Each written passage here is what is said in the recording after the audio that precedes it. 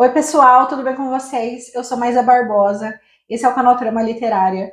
Hoje a gente está aqui para falar da Ordem do Discurso, do Michel Foucault. Esse que é um livro curtinho do Michel Foucault.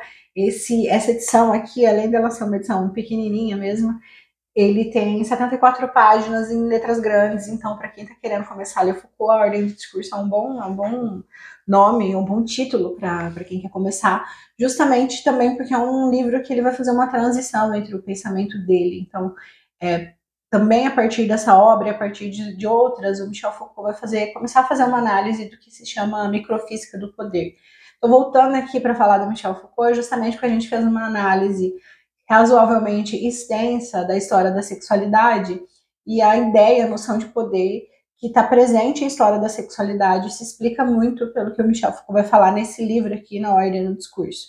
Então, compensa muito a leitura, porque por mais aqui, ao contrário de história da sexualidade, que ele vai falar diretamente da figura da mulher em alguns momentos, aqui a gente não tem a mulher como tema, mas a gente tem o discurso como tema e certamente as relações de poder, entre elas a questão do patriarcado, da misoginia, do machismo, das relações entre homens e mulheres são muito explicadas pela ordem do discurso. Se você está chegando por aqui agora, aproveita para se inscrever, ativar as notificações, curtir o vídeo e dizer aí o que você quer ver por aqui para os próximos vídeos. Sempre ajuda muito quando vocês vão dando dicas, porque aí eu vou descobrindo outros livros e coisas novas também para trazer para cá. A Ordem do Discurso foi publicado em 1970, final de 1970, aliás, no dia 2 de dezembro de 1970, quando Michel Foucault foi convidado para ministrar uma aula em uma cátedra que havia ficado vaga, então ele vai para fazer uma aula inaugural, e a Ordem do Discurso é essa aula. Ele ministra, então, uma aula inaugural no Collège de France, e essa aula inaugural dá origem aqui para a Ordem do Discurso.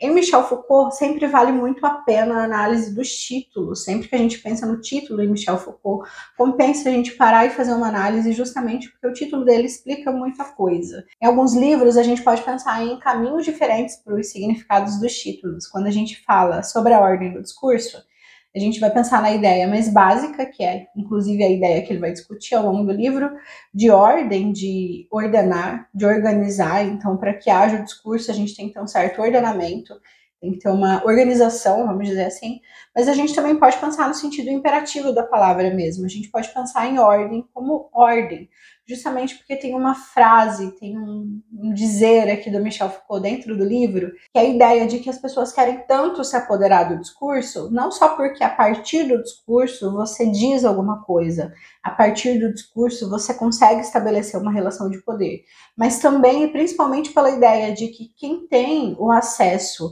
ao discurso, ou seja, quem pode produzir o discurso, pode produzir relações de poder. Então essa ideia de ordem também pode vir de ordem do sentido imperativo. Para fazer uma ponte com os discursos que a gente já faz por aqui, eu trouxe um outro livro para conversar com a gente, que é esse aqui da Svetlana Alexievich. Eu não tenho a menor ideia se é assim mesmo que se pronuncia, mas é o A Guerra Não Tem Rosto de Mulher. Basicamente aqui no A Guerra Não Tem Rosto de Mulher, a Svetlana ela vai fazer um trabalho de recolher vozes de mulheres que participaram da Segunda Guerra Mundial, mulheres da União Soviética, e que participaram ativamente, que estiveram à frente nas guerras, e que não foram ouvidas, ou que suas vozes não tiveram a mesma relevância que as vozes dos homens para contar sobre a guerra.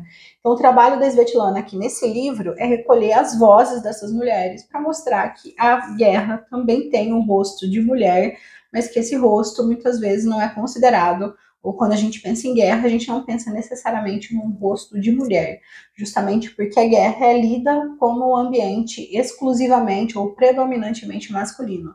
E aqui no livro, a Svetlana vai fazer o trabalho de mostrar que, olha, tínhamos muitas mulheres e temos muitas mulheres nas guerras que têm um trabalho ativo de participar mesmo dos momentos de combate, só que essas mulheres acabam não sendo ouvidas ou suas participações acabam não sendo tão consideradas quanto as participações dos homens. Então, quando for puxando algum exemplo, eu vou tentar trazer a Svetlana aqui para a gente conseguir aproximar com as nossas discussões em relação ao feminismo, em relação ao papéis de gênero e tudo que a gente já discute aqui no canal. De modo muito geralzão, a gente pode entender que a ordem do discurso trata das práticas discursivas e das relações de poder que permeiam essas práticas discursivas. E sempre que a gente fala em discurso, é muito importante a gente pensar na ideia da prática, na praxis, justamente porque o discurso ele vai ter efetividade no momento da prática. Então, o discurso ele só se concretiza, então uma ordem do discurso só se concretiza por causa das práticas discursivas. Então, a análise do Foucault aqui é justamente buscando entender quais são as relações de poder que permeiam tais práticas discursivas, quais relações de poder que permeiam essas práticas discursivas. Se a gente pensa nas relações entre homens e mulheres, são relações permeadas por relações de poder, e essas relações de poder elas são legitimadas, entre outras, por uma série de práticas discursivas. A gente pode dizer, então, que são as práticas discursivas que legitimam a violência contra a mulher, seja violência física, seja violência verbal, seja uma violência simbólica. Essas formas de violência, elas são autorizadas, elas são legitimadas por uma série de práticas discursivas. Mais simplesão aí que a gente pode citar é a ideia de que em briga de marido e mulher não se mete colher, ou qualquer ideia similar a essa, é um discurso que faz com que a relação do casal ali não sofra uma interferência, e essa não interferência ela vai acontecer e vai ser legitimada a partir dessa prática discursiva. Então, se a gente pensa, então, que existe uma ordem do discurso, ou seja, uma organização do discurso, uma organização das práticas discursivas, quem que organiza? É um sujeito? São sujeitos? É um grupo de sujeitos? A gente vai entender basicamente que a gente vai ter instituições e sujeitos que organizam essas práticas. Então, todos nós participamos de uma série de instituições, de diversas instituições. Essas instituições, elas estabelecem uma ordem do discurso, ou seja, lugar que eu posso falar disso, lugar que eu não posso falar disso, lugar que pessoas com as quais eu posso falar mais alto e pessoas para as quais eu tenho que silenciar, ou eu tenho que falar mais baixo. Quando a gente pensa nessas relações, a gente pensa numa organização do discurso. Eu sei com quem eu posso gritar, eu sei com quem eu tenho que falar baixo. Basicamente, um adulto ele pode gritar com a criança, mas ele tem que falar baixo quando ele está falando com o seu patrão. Isso é uma ordem do discurso, e a ordem do discurso ela vai envolver, entre outras coisas, o tom da voz, a postura de quem esteja falando, a postura de quem esteja ouvindo, as palavras que a gente escolhe, o tom com o qual a gente vai pronunciar essas palavras, tudo isso, tudo que diz respeito a como a gente diz e de que maneira que a gente diz e para quem que a gente diz, tudo isso tem a ver com uma certa organização do discurso, e essa organização do discurso vai organizar também as relações de poder. Quando a gente falou sobre a história da sexualidade, a gente se voltou bastante para um exemplo que tem muito a ver com isso.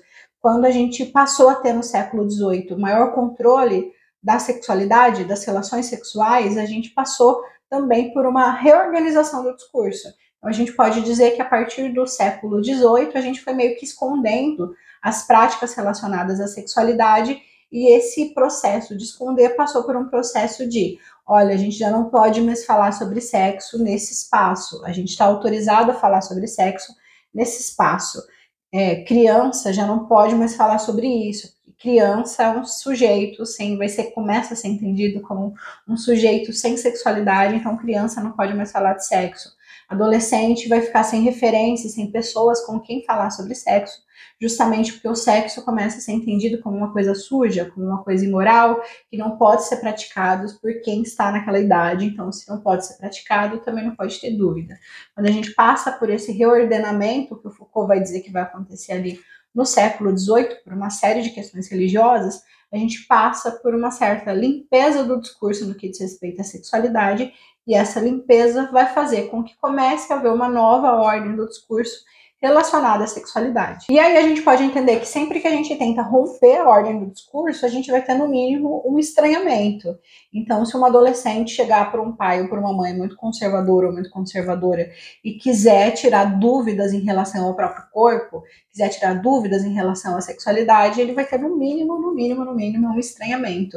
Então a gente vai aprendendo ao longo da vida uma certa ordem, e a gente vai aprendendo a como se comportar. Sempre que a gente vai ter um sujeito que rompe com isso, vai ter todo um alvoroço, vai ter um burburinho, justamente porque esse sujeito está falando sobre algo que não deveria, com uma pessoa que ele não deveria, e aí vai ter uma certa sanção em relação a isso também. Logo ali no começo do livro, ele vai começar falando sobre o fato dele ser um professor convidado, o fato dele não querer começar como um começo solene, o fato dele não querer começar com o início marcado ali, com todo aquele processo ritualístico que envolve uma palestra importante, que envolve uma aula importante. Quando ele fala disso, é justamente para exemplificar o fato de que ele queria ser carregado pela palavra, vamos dizer assim, e nesse processo de ser carregado pela palavra não houvesse um começo solene que o marcasse, para da mesma maneira não houver um final solene que marcasse o fim do seu discurso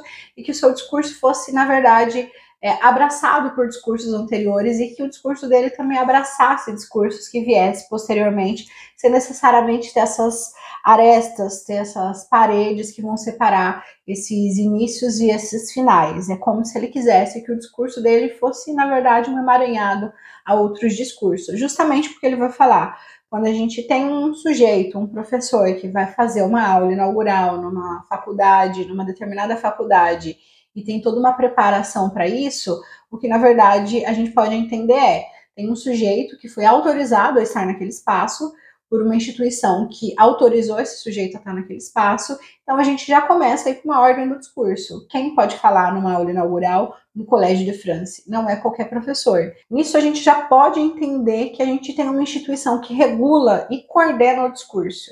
E aí o Foucault ele vai falar bastante ao longo da obra e também outros textos sobre disciplinas, e aí sobre disciplinas como matérias mesmo, como disciplinas de escola, disciplinas de universidade, sobre como que o nosso conhecimento está meio que construído a partir de determinadas caixinhas, e essas caixinhas elas não podem ser rompidas, ou quando elas são rompidas, elas precisam de uma certa lógica, precisam de uma certa razão.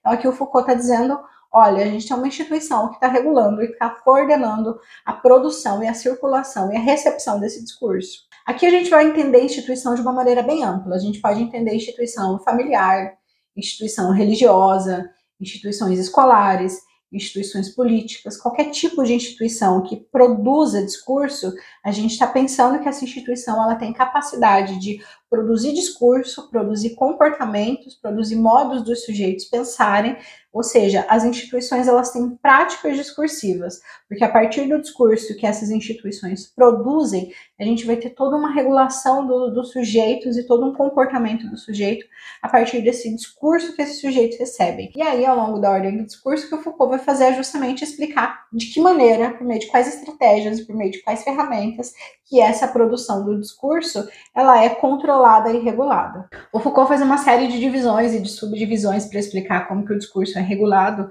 e coordenado, e a gente pode fazer duas divisões iniciais, que são os mecanismos externos e os mecanismos internos. Então ele vai dizer, temos mecanismos externos para regular a circulação do discurso e temos mecanismos internos para controlar essa circulação. Vamos falar inicialmente dos mecanismos externos. Então ele vai dizer, olha, o discurso está aqui e temos mecanismos externos que vão regular a circulação desse discurso.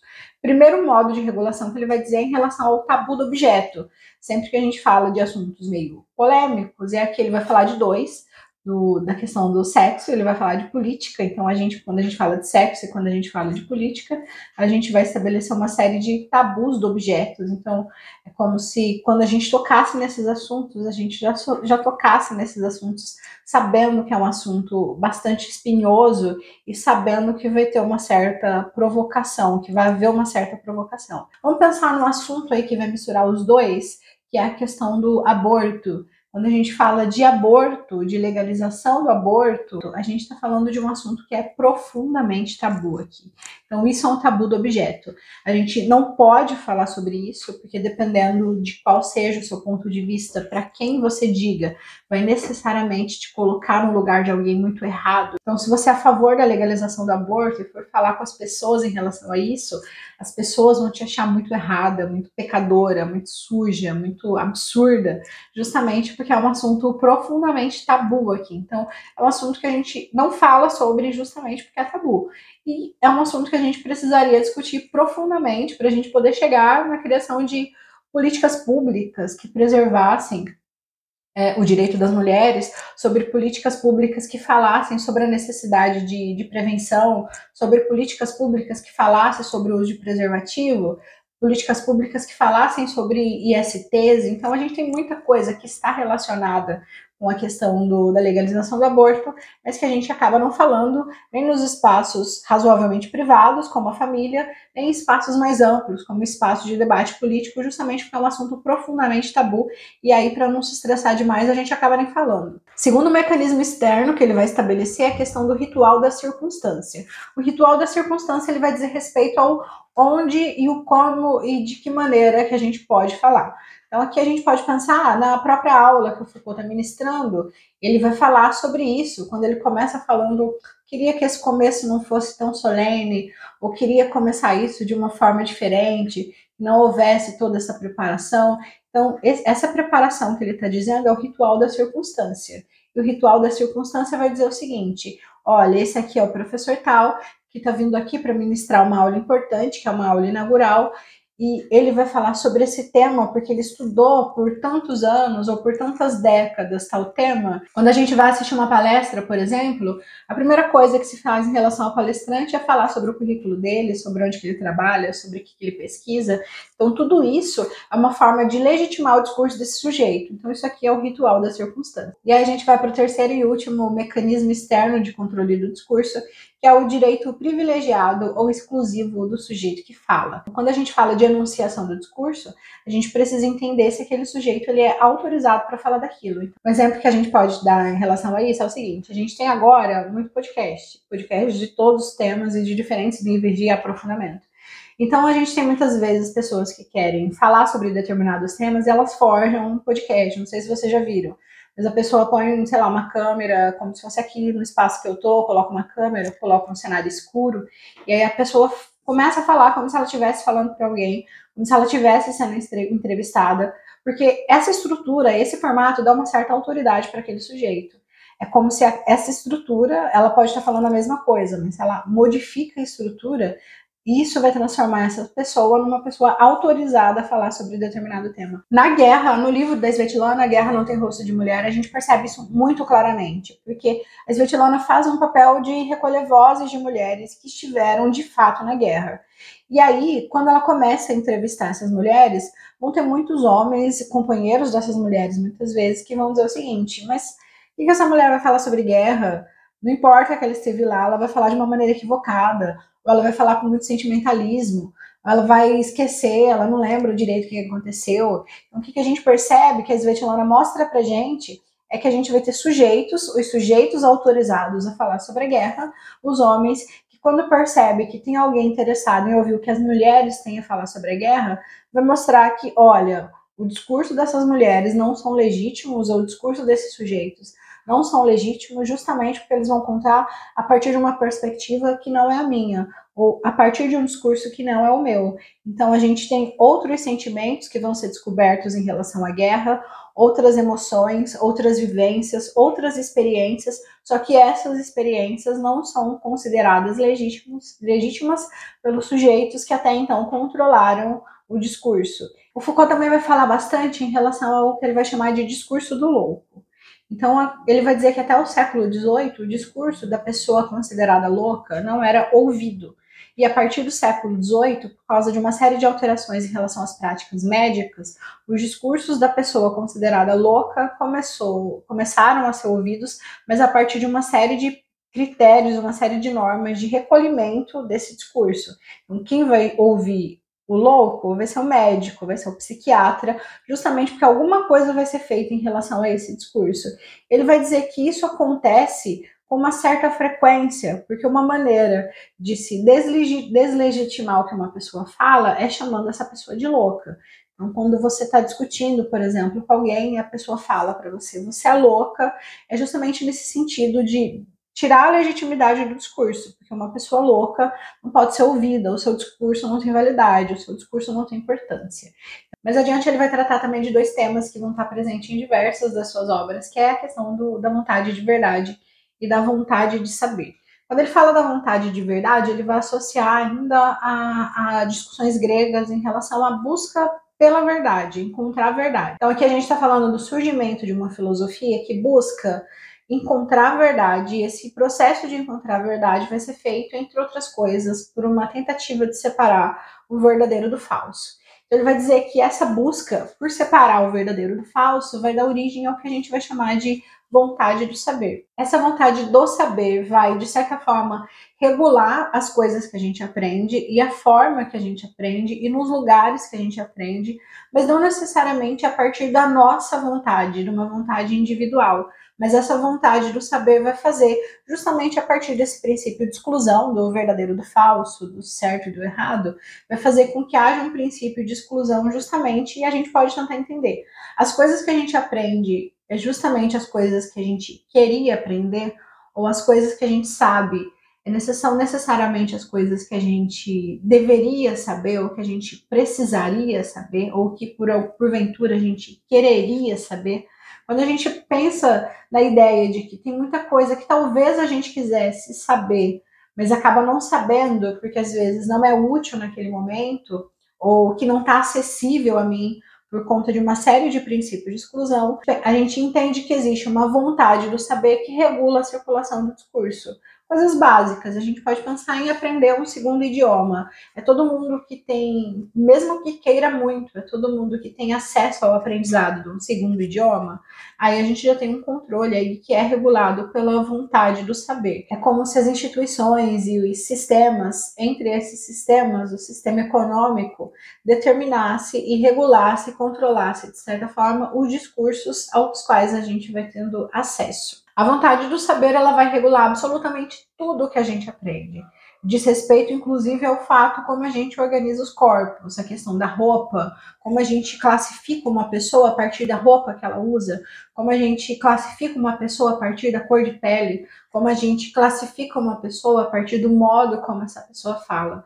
Como a gente consegue elaborar um sistema de ordenamento para tudo, inclusive para os sujeitos, tudo isso é ordenado pela vontade do saber. Como se a gente tivesse vontade de aprender, só que essa vontade de aprender, essa vontade do saber, ela fosse regulada pelas instituições que nos governam e pelos discursos que a gente recebe dessas instituições. Posteriormente, ele começa a falar dos mecanismos internos de produção e de circulação do discurso. O primeiro mecanismo interno sobre o qual ele vai falar é sobre o comentário. E para ter um comentário, a gente precisa de um comentador. Então, ele vai dizer o seguinte: a gente tem instituições que produzem discurso. Vamos pensar aqui na instituição religiosa. Vamos pensar na Bíblia como o nosso principal discurso produzido, quando discurso religioso produzido. Quando a gente pega ali a Bíblia é produzida no momento em que a gente tem vários discursos similares, não só o da Bíblia, não só que estão presentes na Bíblia, que são produzidos naquele momento histórico especificamente. Mas a Bíblia, de certa forma, organiza e centraliza boa parte desse discurso. Só que o discurso que está presente na Bíblia não é necessariamente o mesmíssimo discurso que os líderes religiosos vão transmitir nas suas igrejas. Quando um líder religioso vai pegar esse discurso aqui, vai fazer comentários em relação a esse discurso, vai ter uma série de modificações. Justamente por causa dessa série de modificações que a gente tem várias religiões, várias igrejas com doutrinas muito diferentes, com textos muito diferentes, com regras e normas muito diversas, e essas regras e normas diz respeito aos comentários que vão ser feitos a partir de um discurso. Então a gente percebe que a gente tem um discurso que nasce e que é articulado e organizado ali em determinado momento, ou seja, que é centralizado, mas esse discurso vai produzir uma série de outros discursos, diversos outros discursos. E esses discursos, eles são comentários, ou seja, eles nascem aqui, mas eles não são isso aqui, né? Eles não são exatamente esse discurso aqui, porque o comentador, a pessoa que pega esse discurso, vai fazer comentários e depois comentários vão ser feitos em cima desse comentário. Esses comentários que vão surgindo, que vão se sequenciando, eles vão dialogar com uma série de coisas, questões políticas, questões morais para a época, questões pessoais da pessoa que está elaborando o comentário.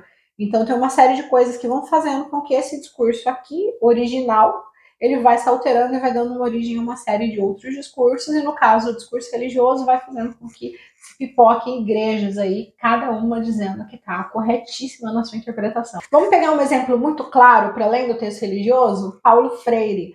Paulo Freire é um sujeito, é alguém em relação ao qual há uma série de comentários. Se você fala sobre o Paulo Freire em determinados lugares, a pessoa vai falar, é aquele comunista, aquele que estragou a educação do Brasil. Então, se o Paulo Freire é tão bom, por que a educação é uma droga? Como se a educação do Brasil fosse baseada em Paulo Freire. Então, a gente pega o alinhamento político do Paulo Freire, a gente pega o método do Paulo Freire e a gente vai fazer uma série de alterações até a gente chegar no momento que a gente vai ter sujeitos que realmente acreditam que a educação brasileira é pautada na obra do Paulo Freire. Vai ter gente que realmente acredita que o Paulo Freire ensinava o comunismo nas aulas que ele dava para todo o Brasil, porque ele controlou, né, a educação brasileira por muito tempo, segundo muita gente.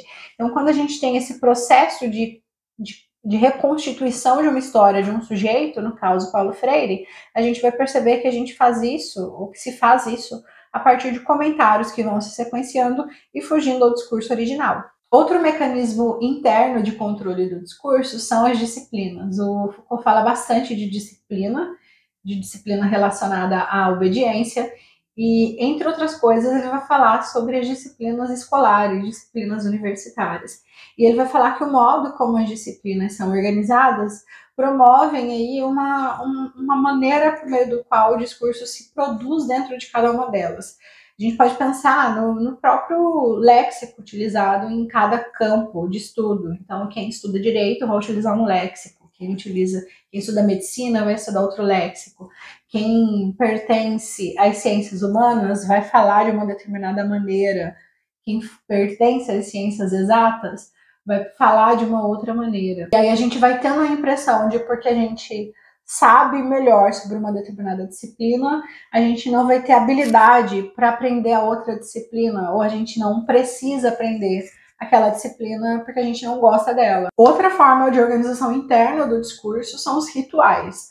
Né? Quando a gente fala dos rituais, a gente fala de tudo que diga respeito ao modo como a gente se organiza de uma forma diferente para falar no outro espaço. Então, quando a gente está falando com o nosso patrão, que a gente escolhe um outro tom de voz, quando a gente está falando com alguém em relação ao qual eu sou subordinado, que eu escolho as palavras, que eu escolho o nível da piada, que eu escolho outra maneira de me pronunciar, quando eu vou ministrar uma aula, que eu falo de uma outra maneira, que eu escolho outra maneira, inclusive de me impostar, inclusive de se movimentar. Quando a gente fala de tudo isso, a gente fala de rituais. Quando a gente fala daquela abertura para poder apresentar o palestrante e dizer quem que é esse cara, de onde que ele veio, sobre o que ele vai falar, quem ele é para falar em relação a isso, a gente fala de rituais. E sempre que a gente fala de circulação do discurso, especialmente em lugares mais formais ou lugares específicos, a gente vai falar que é uma ritualização do discurso. Gente, é isso. Essa foi a nossa conversa sobre a ordem do discurso. Deixa aqui nos comentários quais livros que vocês querem ver discutidos por aqui, quais assuntos que vocês querem ver por aqui. E até mais!